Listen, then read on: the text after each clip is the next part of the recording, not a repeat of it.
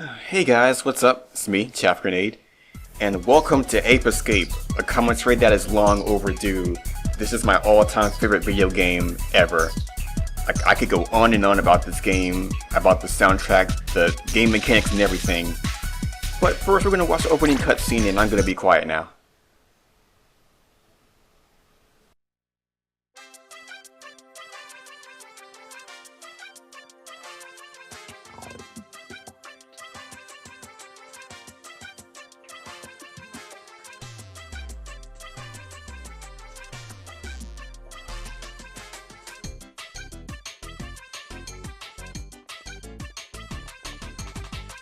Hey, Spike, did the professor finish the time station yet?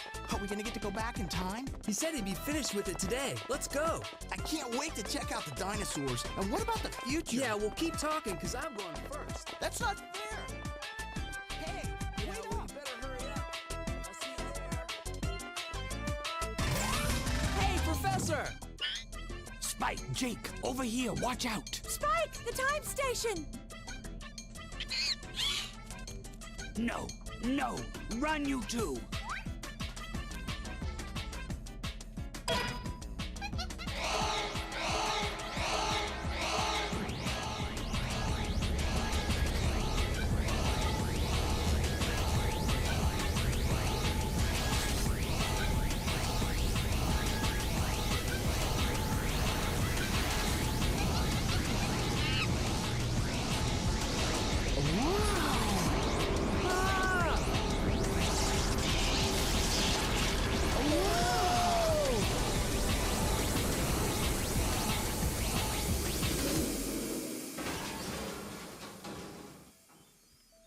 It works. It actually works. We did it, Natalie. We did it. The time station is complete. We don't have time for celebrating. We've got to do something. And that pretty much sums up the plot. A circus-performing monkey named Spectre gets his hands on a device called the Peak Point Helmet, which makes him into an evil genius and he wants to take over the world. Why? I don't know. But that's it. Spike, can you hear me? You must listen carefully. Something awful has happened. There's been an accident. The time station has been activated by Spectre and you're being transported back in time. You'll soon arrive in the lost land when dinosaurs roam the earth. Spectre has sent the apes back in time to try to change the course of history. His plans for world domination have begun. And if we don't stop the apes, history will be changed forever. You're our only chance. Two of my gadget inventions, the Stun Club and the Time Net, were also caught in the transport. I want you to use them to catch the apes and send them back here. The Stun Club can be used to defend yourself against attackers. And when you use it on the apes, they'll be stunned. And you'll have an extra second to catch them with the Time Net. There isn't time for any monkey business, Spike. Our fate is in your hands. We're depending on you. Be careful. Yes, we're depending on a 10-year-old kid to save the world all by himself. Way to go, Professor. You're a true role model. So yeah, now we're back in time. Prehistoric times, in fact. Dinosaurs and everything. So basically, the big draw of this game is that it uses both analog sticks during the gameplay. Instead of using the face buttons to use the gadgets, you simply use those to select them. You use the right analog stick to, swing the Stun Club, the Time Net, and so on. You actually use the R1 button to jump. I know that kind of defies the unwritten law of PlayStation games where you have to use X to jump, but that's pretty much how it works. It seems a bit weird at first, and sometimes it can be a bit clunky, but once you get the hang of it, it becomes second nature. It's a lot better than it looks. So the basic idea is to go through these levels and catch all the monkeys. That's your only objective. Also, those things I just picked up are called Spectre coins. You use those to unlock minigames, but I'll get to that later on.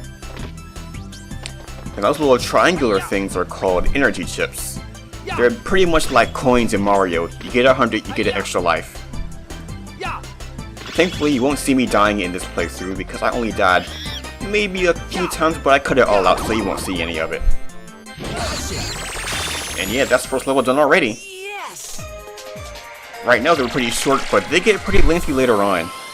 So enjoy it while it lasts.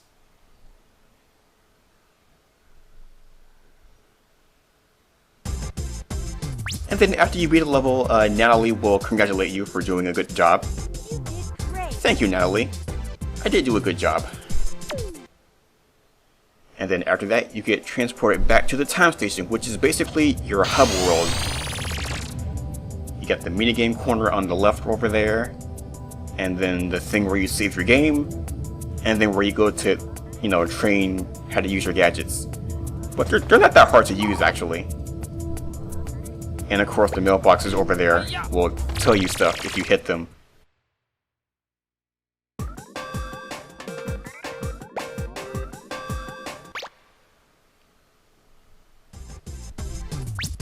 Look what I've got, a new gadget. Check it out. This is the water net. Use it when you're underwater. I equipped it with an oxygen meter. I'm sending the new gadget over to you right now. Try it out in the training room. Without training, it will be too dangerous for you to continue on to the next area. Well, good luck and be careful. Yeah, every time you get a new gadget, you have to do the training course. It's mandatory. I know in Ape Escape 3 you can skip them, but I'm not sure about 2. I'll get to that eventually. So yeah, this introduces water mechanics. You just move around with your left stick to swim. Also, if you jump in the water, go in the first person with L2, then pause the game. Hold R1, then unpause. You can swim in first person view.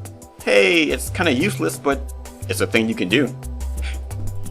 I've had plenty of time to experiment with this game. There are lots of game breaking, well, not breaking, but there's a lot of little things you can do that you're not supposed to do. And yeah, if you click in the left stick while swimming, you can dive, and then hold R1 to swim fast. And to catch monkeys, you just simply click the right stick, aka the R3 button, to catch monkeys with the water net. And that pretty much sums up the water net use.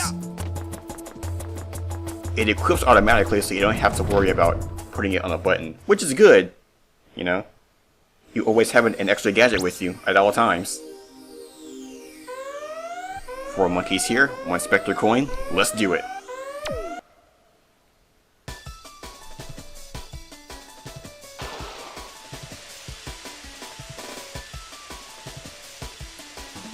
And yet, at the beginning of every level you always get a little cutscene that shows you different areas where some monkeys are hiding and things like that. Some are pretty easy to find. Later on, they'll get a bit trickier, but you get a gadget that helps you find them. But we'll get to that later.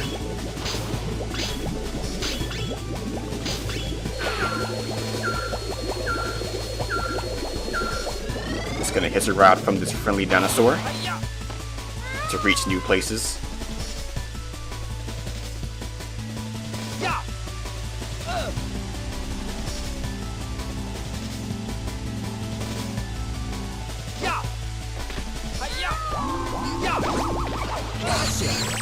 Now what you saw just there was the hip drop attack, which is basically like the ground pound in Mario games, where you just jump and hit, I think it's jump and hit L3, the left stick. Yeah, click it, and then he drops down to the ground.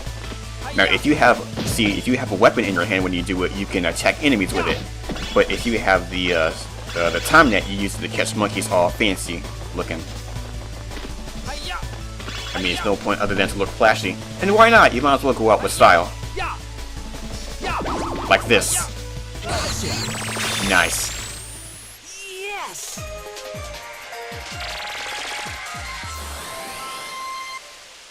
Yep, 2 levels down already.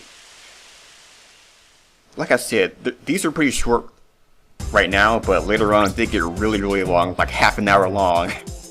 So, don't be fooled by the simple nature of these first few levels.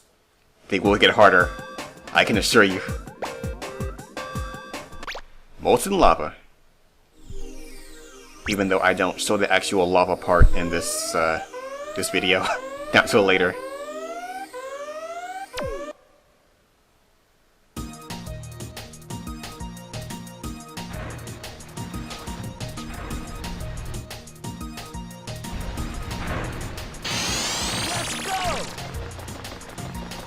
Yeah, this is the first level that actually has bottomless pits, so try not to fall off the edge if you can.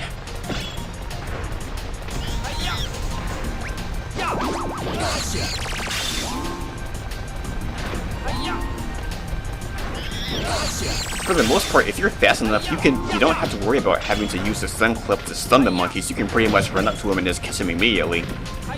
Some of them are a bit harder to catch. Sometimes they will see you a lot earlier, because some monkeys have a higher range of vision than others. Think of them as the Genome Soldier from Metal Gear Solid, except smarter.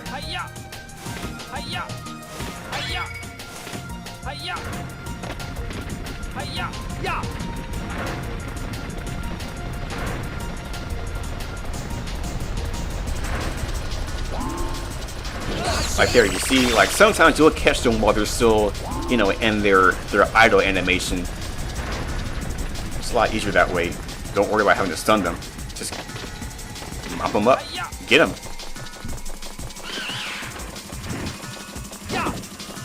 And as you can see, the gimmick for this guy is he hides underneath the eggshells.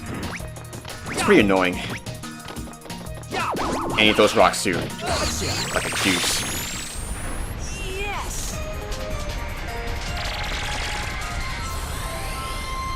And yeah, with that level done, we've already done the Lost Land. The first set of levels are already finished.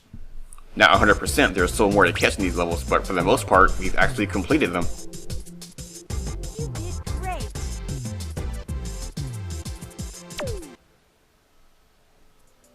So, you know, it's a good idea to always save every now and then. So we're going to come back to the save station, save our game.